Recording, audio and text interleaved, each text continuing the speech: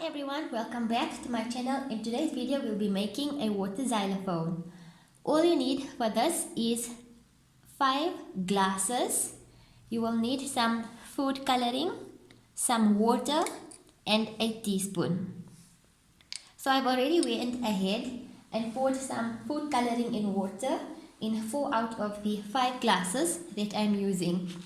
In the first glass, I'm just going to add in a little bit of water, and you will go ahead and add in your food coloring.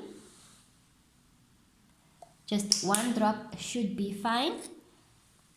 And go ahead and give it a stir so that the color mix properly. The next thing that we need to do is to fill the other glasses with different amount of water. So in the first glass, you'd have just a little bit of water. In the second glass, we are going to add slightly more than the first glass, and we're going to repeat this process until we've reached our 5th glass.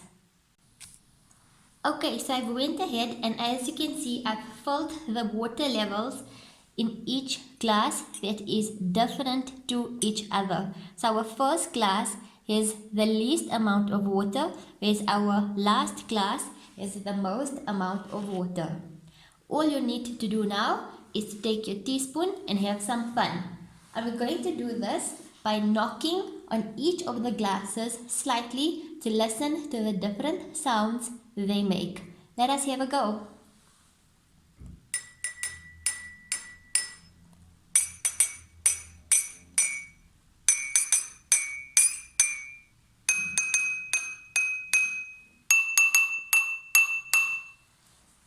So as you can see, depending on the amount of water that is in the glass, there will be a different sound. Now you can go ahead and have some fun.